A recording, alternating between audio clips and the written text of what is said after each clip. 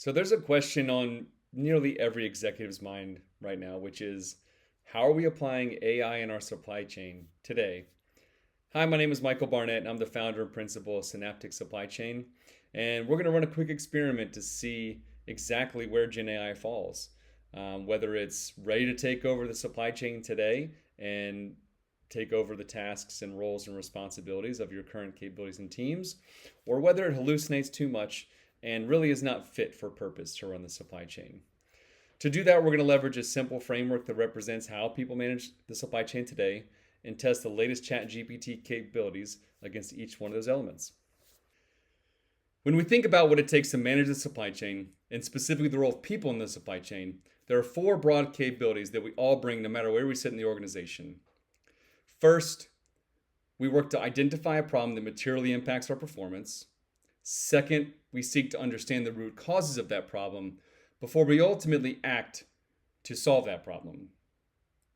Lastly, we're seldom satisfied with solving a problem once, so we'll build the processes and capabilities to monitor and prevent that problem from occurring again in the future.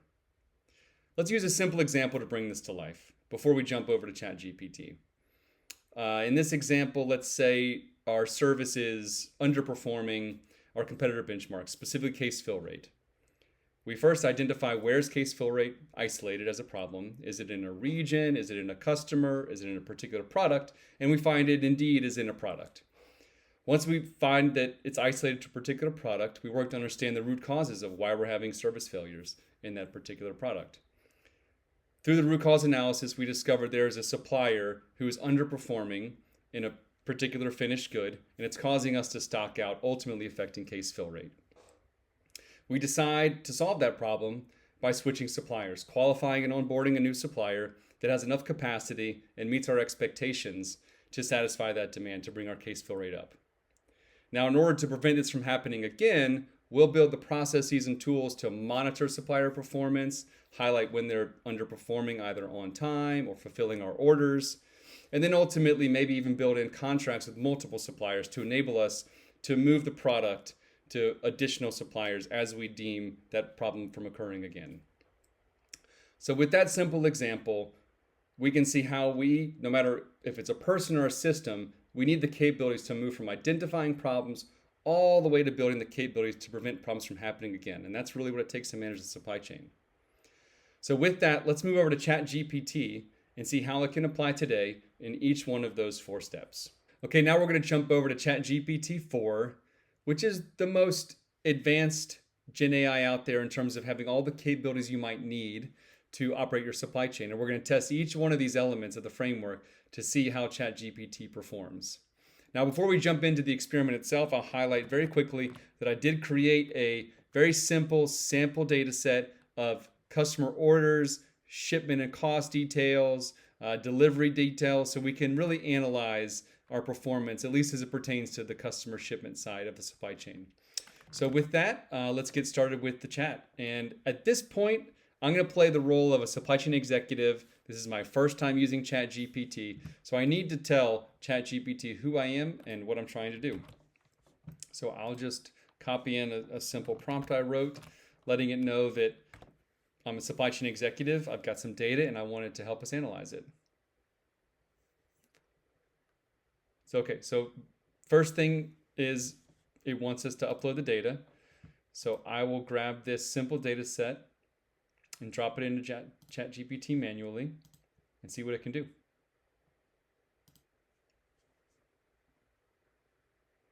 All right, great. So ChatGPT is analyzing. I saw actually one of the predefined prompts at the beginning said it could analyze and make recommendations off my data. So this is pretty exciting of what it can do.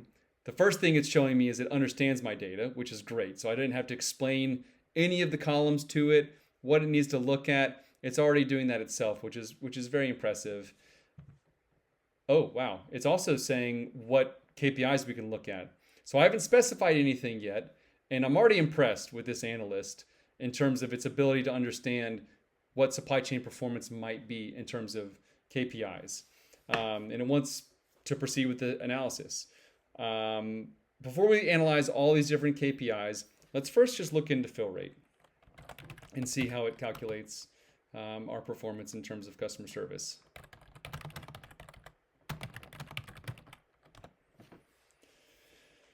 So I'm asking it to first look at fill rates, analyzing again. Pretty impressive that in near real time, I don't have to wait for it to go back to perform some analysis and come back and tell me what the results were. It's doing it in real time while I'm sitting here watching. And okay, so it's already not only identifying fill rate, but it's also identifying perfect fill, which is interesting. I haven't even defined what perfect fill rate is, and a few other data points to really help me understand the performance of my supply chain. Now, before we go much further, one of the biggest concerns with GenAI is this idea of hallucinations. And can we really trust, back to that latter group of supply chain veterans, can we really trust GenAI to give us accurate results? So average fill rate of 70%, that sounds right relative to what I know about my supply chain, but let's go over to our spreadsheet and see what the analysis I performed resulted in. So my very quick and ugly, dirty pivot table analysis here showed that we have an average fill rate of 69.53. So does that mean that ChatGPT is hallucinating, that it's making up the wrong fill rate? Because it looks directionally correct. Not even directionally. It's pretty accurate. It's pretty close. But is this a hallucination? Is this something that I should be concerned about and causing me not to rely on ChatGPT for this type of work? Well, I believe this is the first insight or takeaway we should have with ChatGPT and really most any GenAI capabilities that are publicly available. It's that the underlying LLM or models that are within ChatGPT are not analyzing the data itself. So with some hallucinations you might hear about in the media, that is a text response that ChatGPT generates in response to a prompt. And it might get some historical fact wrong or some topic incorrect based on its knowledge from all the training it's been performed in advance. This case is a little bit different. So ChatGPT itself is not analyzing your data and giving you an answer, as it would maybe in some of these other examples that you see where they hallucinate. But rather, it's creating a model and analyzing your data directly. And what I mean by that is ChatGPT is an LLM in the sense that it does generate text and language. And we're interacting with it here primarily through our language of English, but it also has the ability to write another language, which in this case is Python. So it's not analyzing directly the data, looking at it and coming up with an answer. It's actually writing a model. It's writing code. It's taking your data, storing it in its own database, on its own servers. It's running this model on its own analytics servers, looking at the output, and then the LLM is evaluating the output and giving you insights in natural language. So there's a lot more going on under the hood here than simply one model knowing everything about the supply chain and being able to calculate things in real time. It's deriving and building the models just as an analyst on your team would do, running it on his or her machine and then coming back and giving you what they find. It's just happening much, much faster. So the nice thing about ChatGPT is it gives you the ability to look at the code and what it's writing and how it's running the analysis so that you can see, why is this number slightly different than what I calculated? And what we're seeing right off the bat, we can first analyze how did it define fill rate. And it looks like it did it correctly, shipped quantity over order quantity. So that's how I would define fill rate. But from here, I can see it's doing a mean on all of the fill rate data set. So it's possible that this is just doing a simple average. So let's ask, is this a weighted average, which is how I would calculate fill rate, because different orders have different case volumes. Different customers are going to have different quantities that they order. And so instead of looking at a simple average of fill rate by order, I really want to understand at the macro level, the weighted average fill rate. So now it's already recalculating for us, and we could go in here and look at the code and see how is it doing the calculation. Okay, so now it's doing all of the ship quantity divided by all of the ordered quantity to create a weighted average fill rate. And I think just for this example, let's keep the code on so we can see in real time what ChatGPT is doing and how it's thinking and analyzing our data. But clearly the 69.53 is the same calculation that we had in our own very rudimentary analysis in Excel. So excellent. So this wasn't a hallucination. That makes me feel very comfortable. And with some very minor corrections, we were able to get ChatGPT to calculate the same KPI that we were in Excel.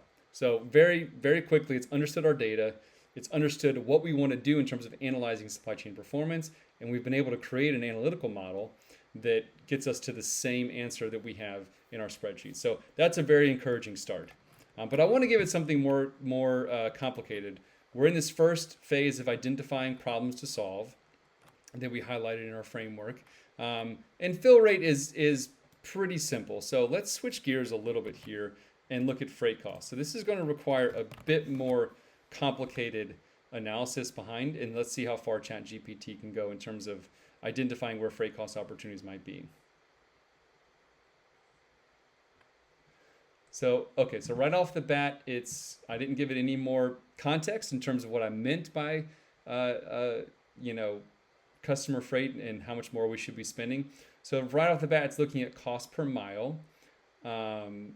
And it looks like it's already created some data sets of cost per mile and performing some pretty advanced analysis in terms of looking at quantile statistical distribution of data and outputs to see where we might have some opportunities. Now, I know that behind the scenes in this sample data set, it's a randomized set of data, and with a very narrow band, especially on the freight cost of what the cost can be. So I should say freight cost per mile. So this really isn't going to get us what we need, even though they are highlighting some very accurate 2.73, 2.74 is the average cost. So it's calculated that correctly, I know, from the other spreadsheet. But this isn't exactly what I was looking for. So I want to see instead, as I think about freight cost opportunity, do I have any customers or customer orders in a certain state that are not shipping from the optimal DC? So the data I gave it has 3 DCs in California, Texas, and Georgia, and the orders are distributed pretty evenly amongst the states. So there's an opportunity here for improvement in terms of serving states from the optimal DC. So let's point it in that direction and see if it can help us analyze, are there opportunities or large outliers in terms of states that are spending way too much on freight than they should? So let's look at freight cost from the perspective of the optimal DC to ship to each state. Can you calculate the optimal DC to state assignment based on the average distance shipped per order? All right, so that's a pretty complex prompt. It's asking it to do multiple things. Let's see if it can get the context correct and create the right model here for us to use in this analysis. Okay, so for each state, it's identifying the DC with the lowest average distance. Okay, that's great. That's what I think we want to do. And then it's already assigning these pairs. Awesome. So right off the bat, we can see Alabama, Georgia. So the ship to state, our customer orders in Alabama are assigned to Georgia because it has an average distance of 392 miles. We'll go back to my spreadsheet to see if that is indeed what we had here. And it is. Great. Okay. So it looks like, in general, that they have identified the right DC for each customer state. So from there, I'd love to understand what the potential freight cost savings would be if all orders ship from the ideal state. So let's see what it can come up with.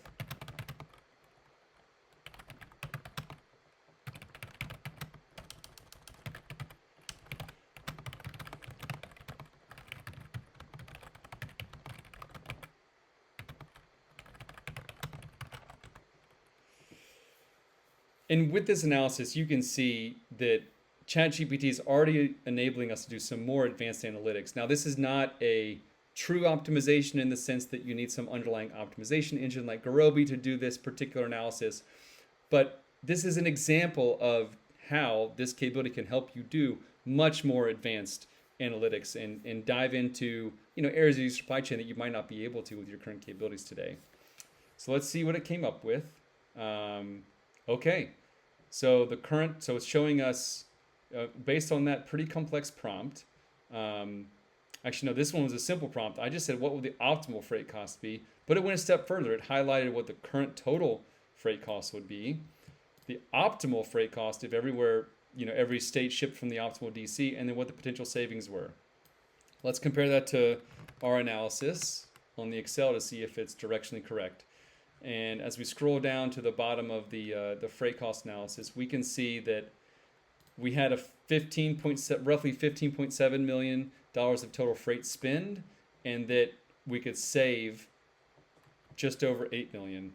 So based on that, it looks like ChatGPT was pretty accurate. Now, the details are going to be a little bit different. My analysis is actually more simple. I used an average freight cost of $2.73 for everything in that calculation I just showed you.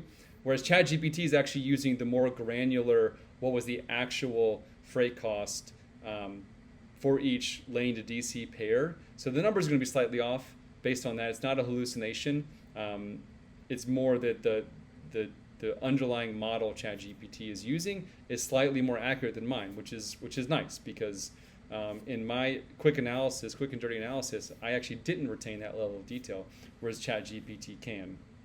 So huge savings. This is great. In terms of identifying problems that are material to our supply chain, I would say that half of your freight cost being saved is a very, very attractive potential opportunity. So let's dive into this a little bit more and see, is there a state in particular where we are spending more than the optimal freight cost? So let's see, back to that identification process. Is there a state where we're isolated in terms of where the freight cost discrepancies are? So it's looking at each state, comparing it to the optimal freight cost, and identifying, okay, all right, so Florida with $300,000 is the state where we have the most opportunity. And indeed, that is also what we came up with. Florida has the most additional miles shipped relative to its optimal, and our numbers are going to be slightly different, but we identified there's $306,000 of additional freight cost. One last step, let's see, can it take us as far as I went in the Excel and see, is this highlighted, is this focused on a particular product? To see, again, can we really zone in on where that problem is focused? Is this Florida cost increase isolated to a particular product? Now, I'm not giving it a ton of context here, hoping it can remember this chain, because if you're sitting with an analyst, you want this train of thought to be retained so that you don't have to keep reminding them exactly what we're looking at each time. So I'm trying to see the same thing here. Can ChatGPT remember the context of our conversation and analyze the data to see what we come up with? Okay. All right. So it's saying basically it looks like the pens, the medium box and the large box of pens, is where our freight cost is focused in terms of the incremental cost, and indeed, that is what we see here as well. So in terms of all the different products in Florida, this is the highest cost. Okay, so with that, I think that is a great conclusion of how ChatGPT can really help you identify opportunities for improvement in your supply chain. Moving to the next step of understanding root cause is going to be difficult for this particular problem because I don't have data on how we manage our inventory, how our production or supply is performing, how we do demand forecasting, things that might be impacting the process by which we serve orders, even the order management process itself. I don't have data on how those processes are performing, which would really be where you'd want to look at for underlying root cause to this particular issue. But let's just ask ChatGPT how it would go at performing that root cause analysis.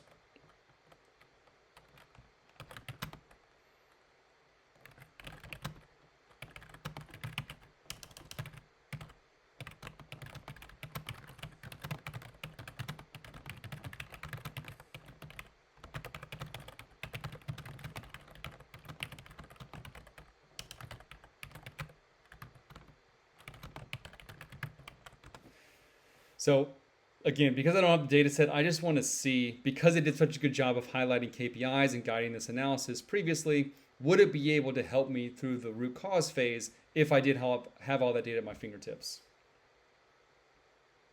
Great. So it looks like it's already highlighting some potential options for us to go look at.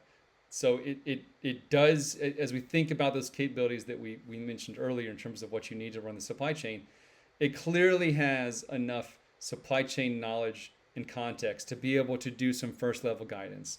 Now, we've already seen in the shipping and freight cost analysis that the KPIs and the way it structured the analysis to begin with wasn't how I wanted to do it. So I clearly still needed to be there to guide it to get to the right answer.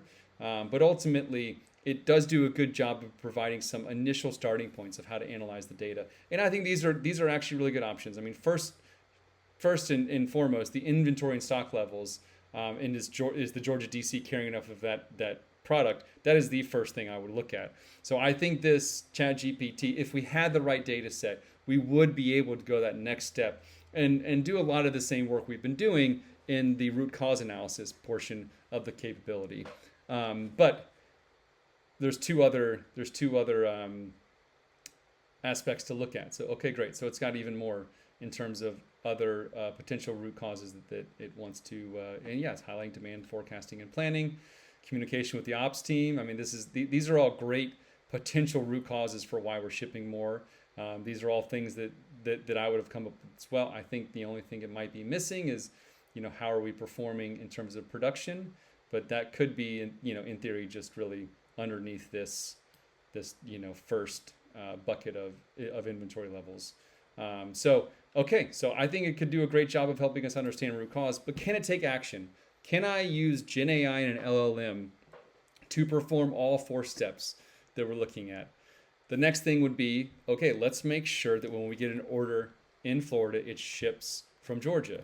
So let's ask ChatGPT how it can help us do that.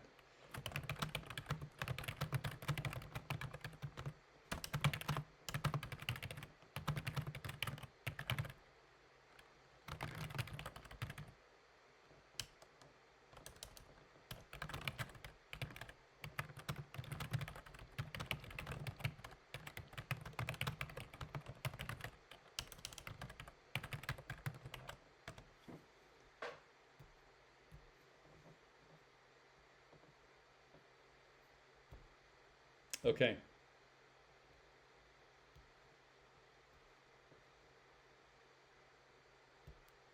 Okay, so it's telling us that, we got to that third step, which is act. So it's nice to see it's highlighting the action that we should take in order to prevent this problem from occurring or to fix this problem.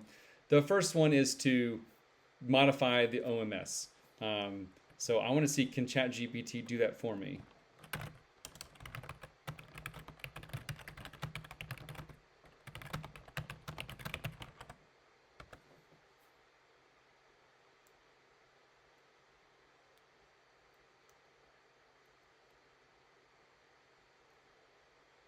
Okay, so it doesn't have access to the OMS. So if I want to take action with GenAI directly, there's a lot more I need to do than simply using ChatGPT. I know that's probably obvious to everybody, but I think this is, again, an important or another insight and takeaway that we can take from this example, which is I need that third step of acting in order to really manage the supply chain and to leverage AI and GenAI in particular to help me drive better outcomes. But GenAI itself and these models alone are not going to be able to do that. So we still have what some might refer to as traditional IT work or digital work left to go do to be able to fully unlock these capabilities. And the nice thing is actually telling us that it itself can help us figure out how to connect it to our underlying systems. I'd love to go deeper into that to understand what it means and how it can really help our IT teams. But I think that's pretty exciting that it would be able to guide us through that process of connecting ChatGPT to the underlying IT systems. But that's the third step. Let's see in the last step. So even though it doesn't have access to our OMS, can it monitor and prevent this problem from occurring in the future? Maybe just by the data set that it has already.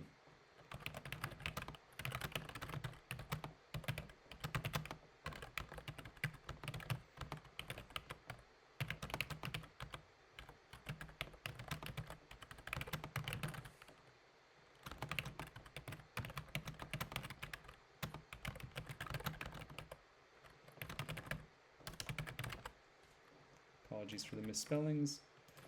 It would probably pick up on that, but might as well change it just to be have good hygiene.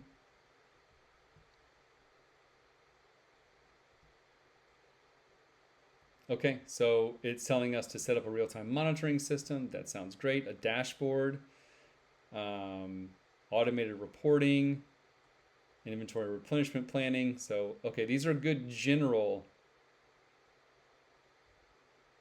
So I like the first three. So automated reporting, dashboarding, ensuring we have better inventory replenishment processes, performing order routing audits. Okay, these are all recommendations, and these are good recommendations, but I'm asking it, can it do this for us directly? Okay, I'm going to stop it because it's just giving us recommendations.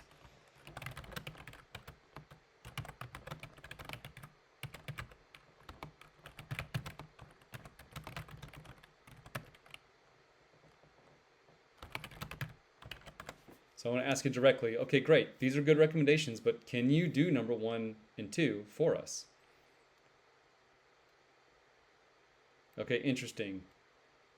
So GenAI is telling me that I need BI tools to perform those monitoring and prevention capabilities that we mentioned before. Power BI, Tableau, etc. Or Excel, which we're obviously using in this example, which everyone I think is rather familiar with. So interesting. So it's basically telling us that if you want to do that last step, there's another set of tools that are out there that you can leverage in order to monitor and prevent these problems from occurring in the future. Now, I think that's, the reality in terms of where AI is today, and I think maybe